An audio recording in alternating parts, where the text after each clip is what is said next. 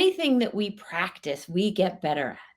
So if Yeah. we are practicing criticizing ourselves, looking for that part of ourselves we don't like, wishing a part of ourselves were different or all of ourselves were different, we are practicing wanting to be different, want and not liking ourselves and thinking we need to fix ourselves. And that practice can follow us into other areas of our lives, right?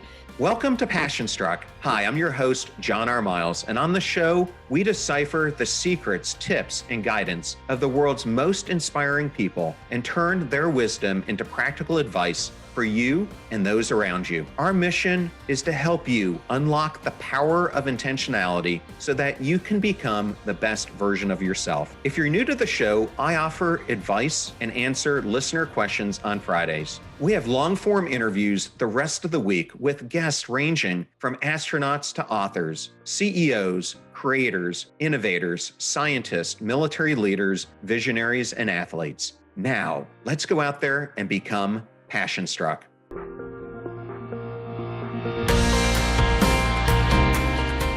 I am absolutely thrilled today to welcome Whitney Otto on Passion Struck. Welcome, Whitney. How are you? Hi, John. I'm really excited to be here. Well, I'm excited to have you too. And I wish we had your co author, Deb Schachter, as well. But I am so happy to have you here. And I think the reason I mentioned Deb is because I'd really like to understand, since you wrote the book, Body Image Inside Out, what made the two of you come together to write this book? So I'm currently an executive coach, but I started out as a therapist. So I was working in the field of eating disorders and body image, and Deb and I were colleagues and friends. And so the origin story is that not only were we working in the field, but we were also still healing our own body image.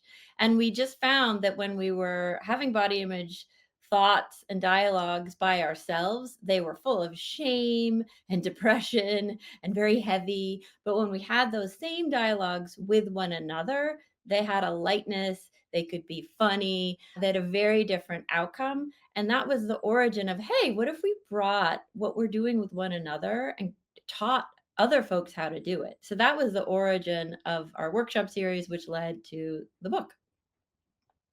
Well, I know body image is something that a lot of people historically think of as an issue that many women deal with, Mhm. but I've had a few male guests on the show, Johan Hari being one of them, who talked about their own struggles with body image. When we think about this topic, many people think body image is about how we look. What you and Deb say is that it reveals how we are actually. What does body image become? Or I should say, why does body image become the place where so much of our self worth hides? Oh my gosh, just start with a giant question. Okay, great question. So, body image, by definition, is our own subjective image of how we look. So, that begs the question, what influences that subjective image? And what we found from doing the work, sitting in rooms with people, individuals, and groups, is that is formed by how we move through the world, our families, our cultures, our lived experiences, the present moment. There are so many factors that influence how we see ourselves. And we all have an experience of having a friend that sort of matches the ideal body, right? That America has offered us. And they don't agree. They don't feel like they have a good body image. And then we have got that friend that doesn't look like the ideal but feels great in their skin. So we can all disprove the myth that the closer you are to the ideal that our culture gives us, the healthier your or happier your body image is, because it's just not true in our lived experience. And if we zoom out, what do you think is the real cost of being at war with the body? Yeah, because to me, you have to live your life in it. And I know that there's so many people who just dread staring at themselves in the morning Mhm. and feel so much shame for the body that they live in, which is why I termed it being at war with your body. I I had a lived experience of being at war with my body, right? Wanting to change it, wanting desperately to fix it, wanting it to be different. If only it was like this, then I would have all these things. And I think there's a lot of costs to that. right? So, one, it's a very private battle, right? I can be looking happy and healthy on the outside and having a very different experience, dialogue with myself on the inside. So, there's something very private about that and therefore dangerous about it, right? People aren't aware of it and they can't communicate with us. It can create a lot of shame, right? I shouldn't feel this way. Why do I feel this way? There's a lot of secrecy, and shame has staying power because then we don't share it with other people. And the other thing is that anything that we practice, we get better at. So if Yeah. we are practicing criticizing ourselves, looking for that part of ourselves we don't like, wishing a part of ourselves were different or all of ourselves were different, we are practicing wanting to be different and not liking ourselves and thinking we need to fix ourselves. And that practice can follow us into other areas of our lives, right? So I always say this to my kids, right, who are at the age where there's social media and influences. And I say, when you say those negative things to yourself, you're practicing that. You're practicing telling yourself that and thinking it'll get you somewhere, right? So I think there's a lot of, if we think of it as training our mental muscles towards negativity, I think that's one of the dangers of it, and that it's private. We don't always know what's happening inside for people, so we can't always intervene. So there's probably 8 others. What do you think are the dangers or the costs of those early negative dialogues when we stand in front of the mirror? Well, I'll just go into a personal story about myself. When I was young, I experienced a traumatic brain injury when I was 5 or 6. And as a Mhm, result of that, I started to experience different issues in the world. Some of those mhm, were communication issues. And so I didn't want to be around people because I stuttered and had a severe speech impediment. mhm, So I ended up becoming sedentary for many of those mhm, young years and gained a lot of weight. And mhm, so not only did I have the repercussions from that head injury that I had, but then I looked at myself in the mirror and I looked fat. mhm, And it was something that I remember my grandmother, especially, would get on my case about losing weight and not wanting to look like my dad and not wanting to end up being overweight when I got older. And to be honest, no matter if I was in the military working out 5, 6 days a week throughout my life, weight has always been, I think, a hereditary issue that I've always had to fight. So for me, it really has been a war in some ways because I think we feel so much more confident when we fit into our clothes, when we feel like we look good. And I think oftentimes it's an internal thing because people probably think we look great, but internally we feel we don't. mhm. So for me, it's definitely been something that has been there and one of those things that I've had to mentally overcome. Well, I really appreciate you sharing that story. And we've actually found that to be a pattern, that health challenges can get very intertwined with body image, right? And I've been watching it lately with my husband, who's somebody who I've always would have thought had amazing body image. And he's had some health challenges. And on the days when he doesn't feel good, his body image isn't as good. And when he feels healthier, his body image is better, right? And this is somebody who's never dealt with it before, right? So, how we feel in our bodies very often becomes how we end up feeling about our bodies. Does that resonate? Yeah, it does. And it's one of the reasons why when I was reading the book, some of your deeply personal stories, like the Mhm. crazy raisin, like resonated with me because I Mhm. think naming things in Mhm. general helps to unlock healing. Did you find it did that for you? Yeah, and just hearing other people's stories, right? Because again, that the privacy, the shame of all of this. Many people feel shame that they even have feelings about having a negative, that they put time and energy into it, right? This isn't a value of mine. Why do I spend so much time hating my body, right? I care about service and humanity, and here I am focusing on myself. But that's it had that again gives it the staying power, right? Because it's not something we're talking about at cocktail parties. No one's saying like, "Hey, what are you doing for the holidays and how's your body image?" Right? We're not talking about it.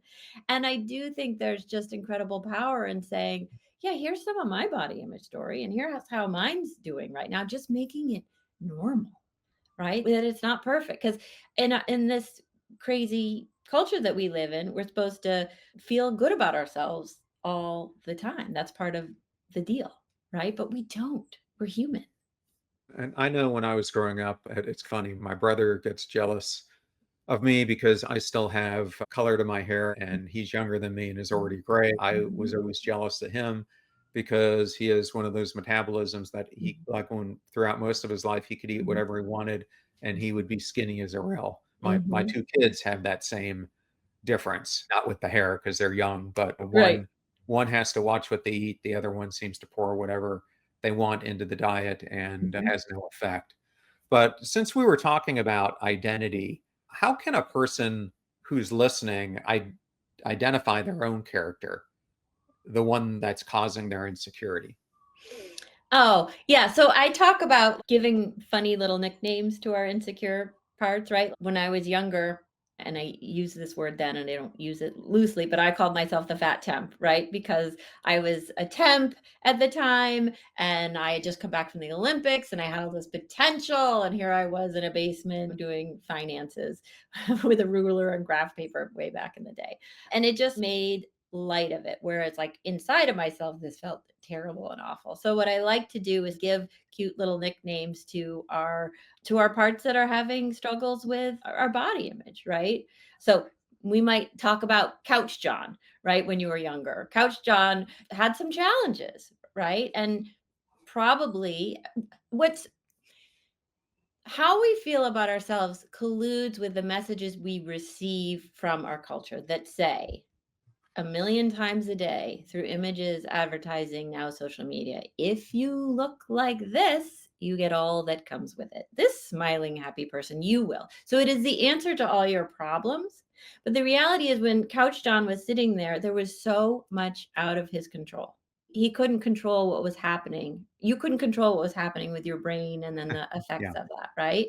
But there was a perception I can control my body, right? So it probably became compelling to think, oh, if I was just in this body, all these other things wouldn't be so problematic. I don't know if that was your experience, but that was my experience over and over again. If I'm in this body, all these other things will go away. Yeah. I think in part it was. I think it's interesting to how we look at people who are athletes or Mhm. once were. Like I was a Division One athlete What myself. was your sport? I was cross country and track, and then believe Oh. it or not, I made the crazy decision to transition to rugby. So then I Mm. played rugby, which is probably the hardest crossover you could imagine from a cross country runner. And yeah, very different body type, right? Very different body types, and I have Mhm, to say, during that period of time, my body did transform mhm, because I was eating a lot more, lifting a lot more. I remember my cross country coach wanted us to do no lifting at all, but it the reason I'm bringing this up is I've met a whole bunch of professional athletes who get older mhm. and when they do, they no longer have that professional athlete body Identity. Yeah, persona anymore. I have a friend who played on the national championship Notre Dame team from 88 and I know a whole bunch of that team and many of them no longer look like the studs that mhm. they were when they played. Yeah, But and I think when people see them, they expect them to still resemble that 22-year-old yeah. person who is on the football field.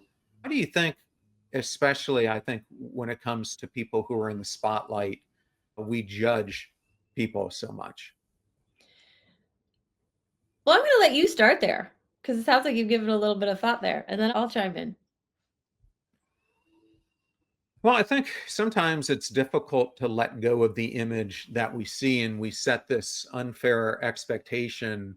And I see it from my more my military background where Mhm, you have operators, whether they were Green Berets or SEALs, rescue swimmers that now 20 years downrange, they've put on a lot of weight and they've mhm, lost that that image of their body that they once had.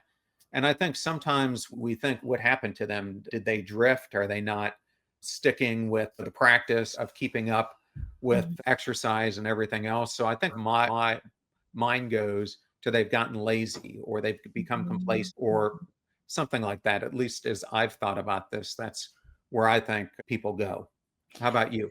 Well, I think that again, our culture, we end up with archetypes, right? Or celebrities are like archetypes. Our the military folks were hero archetypes, right? There's the athlete archetype, and we fit them into that archetype, and then but we're human beings at the end of the day, right? And our bodies change, and our priorities change, and our motivations change and or wane.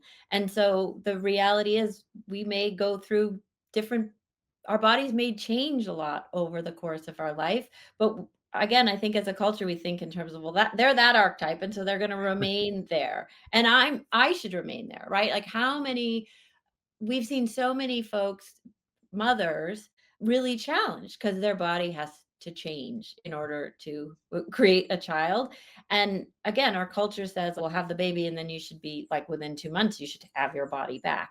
Versus your whole life has just changed and your values have changed. And therefore, your body may change. And this is part of the human experience, right? So I think, again, what we're sold about what our body should do and look like don't allow for the human experience, right? So you and Deb write that negative body image can be a container for overwhelming emotions. And Mhm, we've already talked about shame. mhm, But mhm. what emotions are people really trying to avoid? Well, a lot of folks weren't in ideal world. You're a young child and you're surrounded by people, and when you have a big feeling, you can go to them and they'll help you regulate those feelings with their presence, and they'll teach you through example and over time how to regulate your feelings. They'll attend to your anger, attend to your sadness, and teach you how to do that for yourself, right? That's the ideal. But for a lot of reasons, a lot of people don't get that kind of parenting, that kind of modeling. So they've got to figure out, well, how do I handle my anger? How do I handle my sadness? How do I handle my frustration, my yearnings? What do I do with this? And some people will do different things. Some people will be Hmm. super successful. Some people will be super angry. And some people will try and perfect their bodies. And I'll say for me, having been a high level athlete, what did I do with my extreme feelings? Well, I had an eating disorder. That was part of how I regulated or managed them. And I had this very large habit of exercise that also supported a very successful athletic career. And I was rewarded for that, right? I was rewarded for staying in a thin-ish body. I was rewarded for doing well in athletics. And those things helped me manage my unmanageable feelings. It wasn't sustainable, right? When I wasn't working out 3 times a day, those feelings were there, and I still didn't know how to deal with them, right? So I think a lot of it is, but always I could turn to focusing on food, focusing on diet, focusing on my body as a way that pursuit, if I just get it right and all the efforts that went into that pursuit organized, helped me feel organized, and gave me that promise of feeling valued, feeling like I belong, feeling part of something, right? And then you throw in, and this is where there's so many complexities to it. If you're in a family or if you're in a sport where thinness or a certain body type is valued, then your association between a thin or smaller or muscular or whatever or larger, if you're a rugby player, body is going to be associated with belonging. This body type is synonymous with belonging. So that gets hardwired in there, right? For all the years that you're doing this. What's your Does any of that resonate Well, or it does. I just think of some sports, as you were talking about that, since I started this with sports, that it would yeah. be so hard to keep up after you were going through the motions of being elite at that sport. One of them to me would be gymnastics, Mhm, because it is such a high repetition, high practice sport that mhm, you're in, that of course you're going to be burning a gazillion calories like a swimmer. Another one I would think of would be a hockey player. I also played hockey, and those times when I was playing a lot, I was in some of the best shape of my life because you're getting so much cardiovascular exercise that comes with it. And so, of course, it's very difficult when you're not at that elite level to stay that elite body type that you had. But I also think it's something that so much of our body image ends up becoming seen or unseen, since you were talking about belonging, by the people who shape us and also the people we interact with. So, how do you think that concept that we have of our body image impacts how we think other people are seeing us or unseeing us? Well, there's two little mini stories I like to, or vignettes or whatever, principles I like to share. The first is I like to prove that body image is contextual. So we've all probably had the experience of waking up and being like, hey, I'm looking pretty good today, right? And then something happens during the day. Maybe you have a bad interaction at work. Maybe you have a bad interaction with a romantic partner, or something doesn't feel as stable. And you go home and you're like, I feel disgusting. I feel 10 times uglier than when I left this morning. But you know your body didn't change, could not have changed, right, in a course of 12 hours, but how you feel in your skin has changed. And so I like to share that to really prove that our body image can shift and change quickly and is not just, Yeah. and it isn't just about how we look, right? So the other thing I like to talk about is relational mirroring. And again, going back to this idea that some folks, some parents, some caregivers were really equipped, able, skilled at mirroring us appropriately, right? The babies, mothers are that first mirror, the caregivers, right? The baby smiles, we smile. The baby sad, we respond, right? There's that immediate response. But in a lot of families of origin, that wasn't able to take place, right? So there isn't accurate mirroring. And so what we have to do very often is what we called in the book puzzle piecing. Okay, I know that when I'm sad around so and so, I get less of their attention, but when I'm funny or helpful, I'm they approve of me. They see me as very helpful. So I'm going to do more of that because that's going to get me more belonging, right? Yeah. So we call that early shape shifting, right? It's shaping how our energy, how our personality shows up in a room over time. But then that can be early training. We talk about this idea of training for at some point changing our body to fit in, or changing our body because there's a promise that if we do, we'll get all the promises that go with that particular body type. And one of the things that happens around that I like to an exercise we really like to give folks to empower them is to give them a little worksheet with a little mirror and say, think of the person that makes you feel so comfortable in your skin. You like when you're around them, you feel even better about yourself, right? Who are they and how do they make you feel? And then think about somebody when you're around them, you leave feeling ickier, not as good about yourself. And very often, those folks will have a negative impact on your body image, right? And if you really start to track this in your life, that definitely for folks who have body image concerns or challenges, we empower them to say who makes you feel good about your body and who doesn't make you feel good about your body, because it's Yeah. how we feel in their presence, literally what they're mirroring back about us. And we start to see that some people are just terrible relational mirrors. They can't see us accurately. And some people are beautiful relational mirrors. They reflect back the best of who we are. Well, using that as the foundation, then how could a listener become a better mirror for the people that they love? Well, I think the first is just focusing on how do I make this person feel, right? How do I show up in a way that makes them comfortable? How do I show up in a way that helps them feel like unconditionally cared for, right?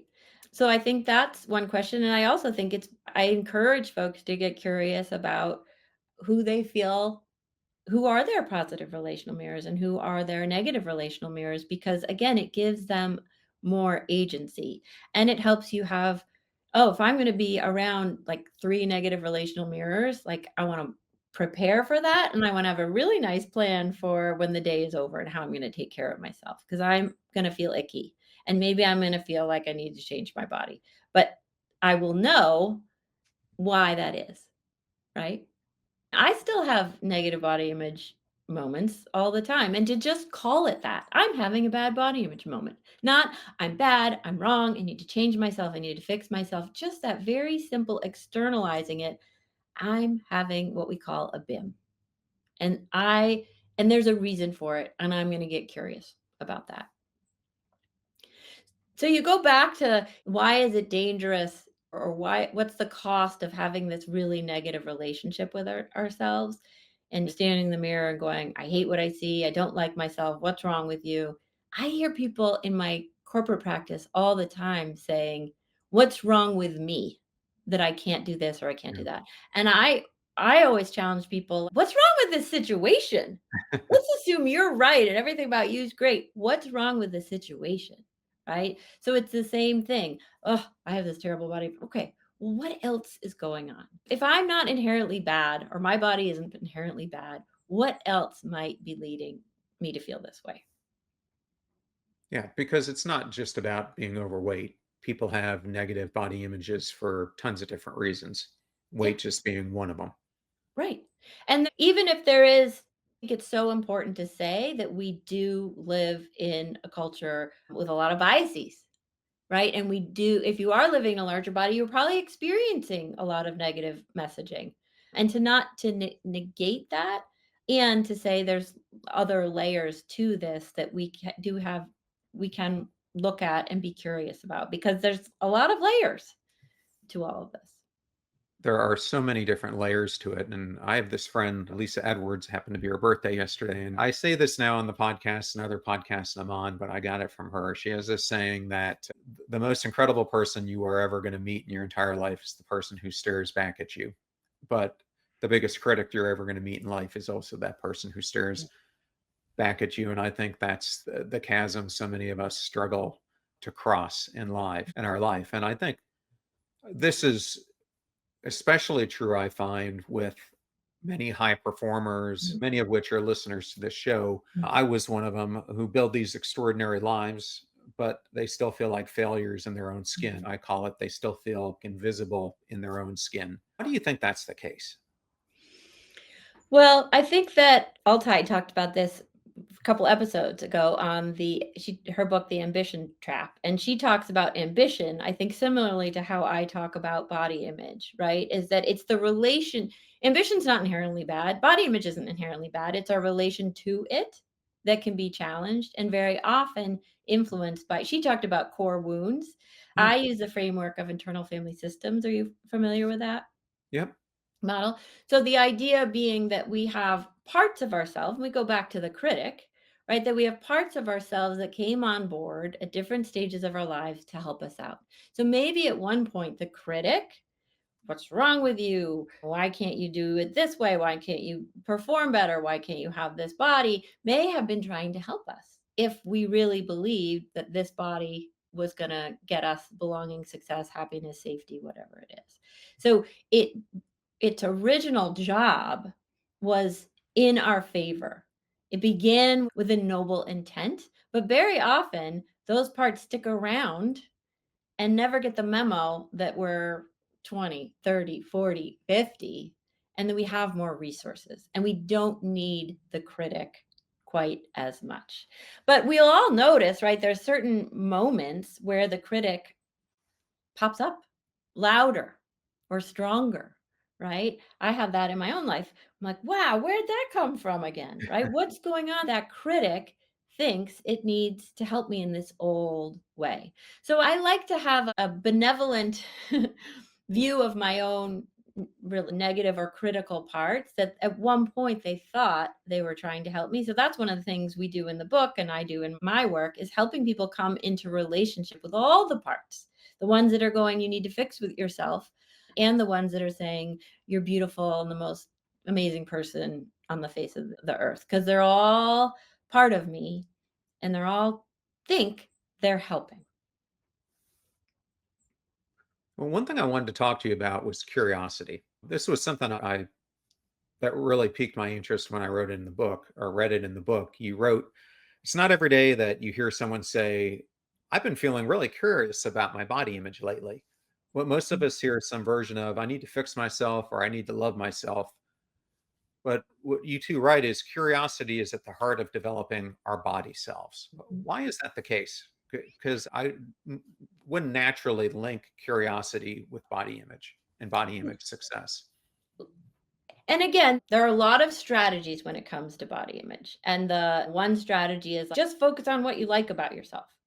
And that just didn't work for me. That didn't work for Deb, which is why we came up with a different strategy. And our strategy is let's look the critic in the eye and get to know them and learn why they're there, when they came on board, what they're trying to do for us, how they think they're trying to help, and how they're trying, what they're protecting us from, right? So the when we have a negative body image, what we call a bad body image moment, there's three things we like to practice, right? So let's say I couldn't find an outfit before I came on this podcast, right? Let's say nothing felt right. I didn't like how anything looked and I was having a bad body image moment. First, I would say, not, I'm a terrible person. I can't find anything to wear. Nothing looks good. My body's bad. I would say, ha, I'm having a bad body image moment, right? So I would externalize it, externalize what's happening. I would observe it, right? I'm watching it versus I am it. And then I would get curious. Why might this be challenging for some part of me, right? What's going on? The other thing is that shame and judgment and fixing are contracting energies, right? Our tunnel gets narrower and curiosity is, whoa, what could it be, right? It naturally opens things up. It's hard to be ashamed and curious at the same time, right? There's like a benevolence to curiosity. Huh. As long as it's not said with an attitude.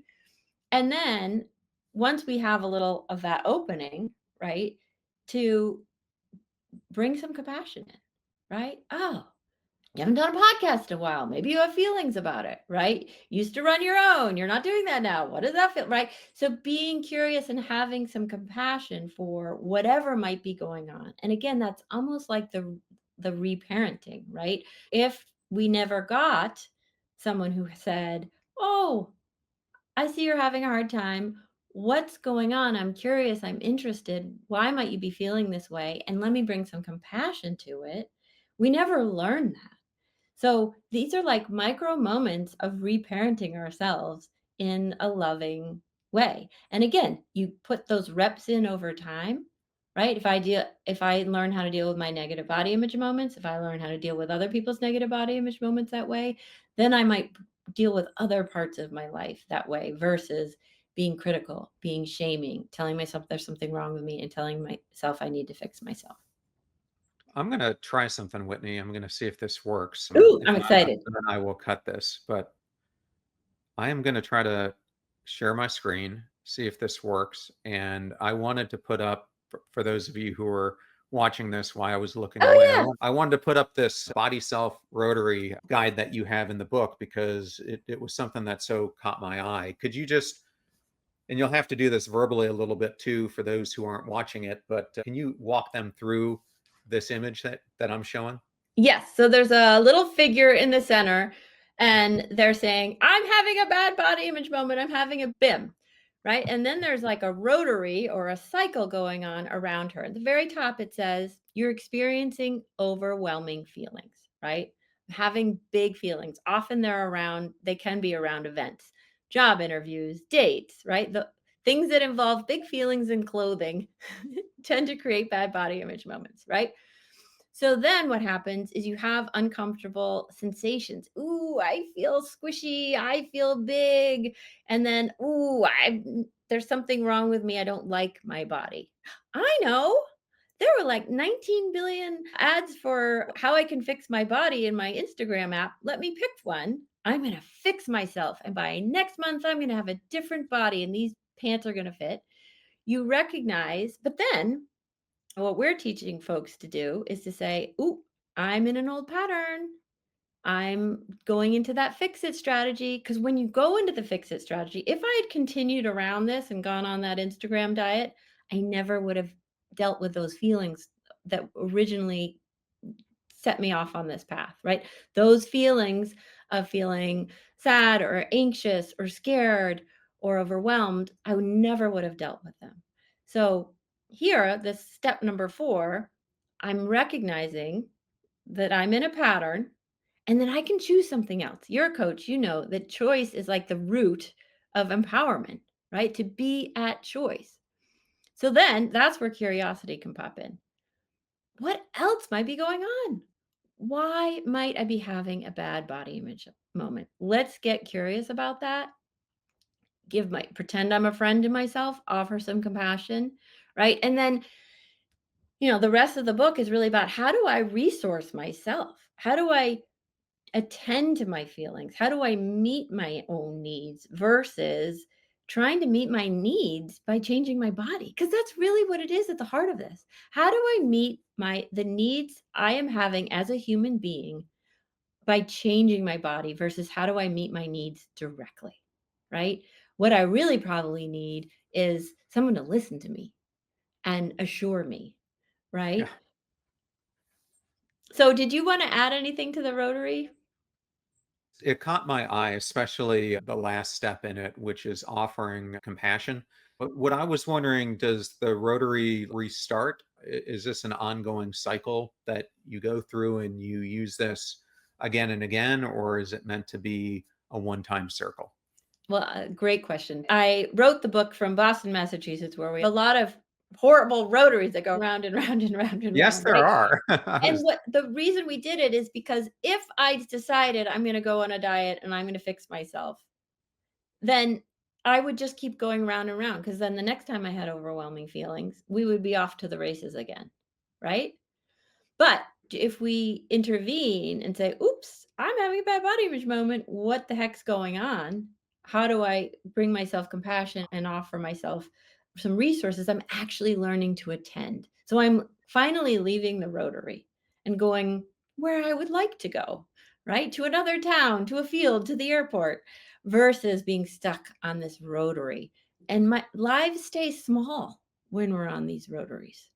And again, once we can kind of do this with ourselves, with our body image, we can start to do this in other areas of our lives. Where else am I going on rotaries, right? exactly. And I'm going to digress here, but since you brought up New England earlier this summer, I spent some time in Portsmouth, New Hampshire, Mhm. and they must have the largest Rotary circle I've They ever really seen in my th entire. they should have a sign, "Home of the largest rotaries." I, but it was like even for an experienced driver who, when you're not used to those things, it's a little bit intimidating, especially as you're trying to cross 3 lanes of traffic, as you're It trying is. to cross over from one side to the other, while And if you people are don't have driving like the skills maniacs. of a Boston driver to be a jerk, you're really in trouble. Well, another thing that you say in the book is jealousy can be a teacher. And I think for those of us who have struggled with body image issues, jealousy, I know is something I felt for those friends of mine who didn't have to deal with it when it was so hard for me to Mhm. watch them eat and do other things and realize I had to portion control and do things completely differently. But what do you think jealousy is really pointing us toward that oftentimes we're afraid to admit? I think jealousy, when seen as a discipline, can lead us to different places other than just envy and frustration. And I myself am prone to jealousy. So my jealousy has turned into a discipline for me. So, what I do when I get jealous, and very often we can be jealous of somebody's body type, right? Or how they look. And it can happen in an instant. We see someone, I wonder what their life is like. What would it be like to be them? And that's what happens. We focus on the body, but our brain creates a story about their lives. Our brain creates a story about how much belonging they have and how much love they have and how much adventure they have. So I discipline myself, say, what do I think comes with that body? Right? What do I think comes with that skin that looks like it's 30 but it's 50? What do they get to have in their lives? And I will invariably come up with some answers. And then I get to say, oh, you want more adventure, Whitney? Oh, you want more time by yourself? Oh, you want more, I don't know, prestige? Okay, that's what you want. So, how do you get more of it? Versus going, oh, well, if I get that body, then that comes with that body, which actually isn't true necessarily, right? So the discipline, and again, I can be jealous of somebody's body or all sorts of other things. I say, okay, Whitney, what do you think they get to have because they have that body? So, what do you think of that strategy or discipline? It's probably harder with siblings, but maybe easier with people you bump into in the world. I would agree with that because I think sometimes it's hard to get past that jealousy you might feel for a sibling because you were used to seeing it so many times and You it's got just so as many not reps in there. familiar. Yes. But I'm sure there are people very jealous of you. He's got this role, he's got a podcast, he's got la, right? They have all these associations with what comes with your title, your success. That may or may not be true.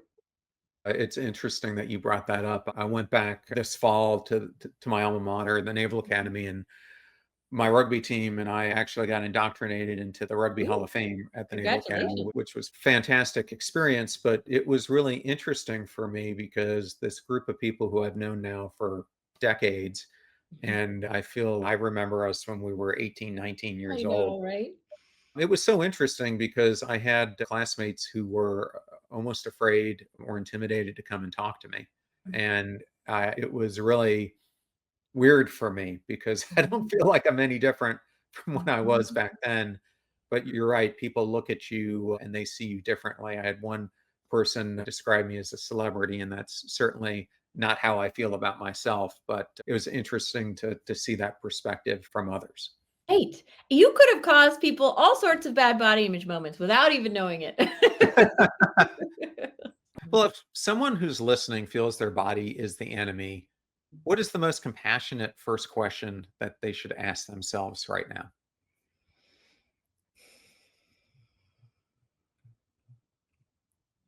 What are you feeling, body? To listen to it. What is it like to be you? To just open the dialogue, right? Because there's no dialogue in you need to either be positive or you need to change it or fix it. That's not a conversation.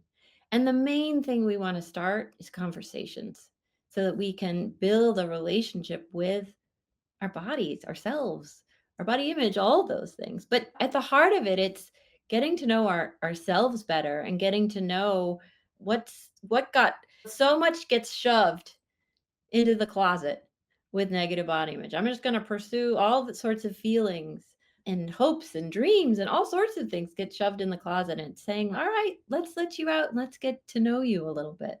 So I would say, how are you, body? I really want to know. Whitney, it was such a pleasure having you on today. For people who want to learn more about your work and Debs, where's the best place for them to go? We do have a website, bodyimageinsideout.com, where you can learn more about us and upcoming trainings. And then the book, Body Image Inside Out, A Revolutionary Approach to Body Image Healing, is available on Amazon and Barnes& and Noble and all the places you find books. It's a good way to enter the conversation or gain some tools to enter into the conversation. Well, thank you so much for joining us here on Passion Struck. It was really a fun conversation. I loved being here. Thanks for inviting me.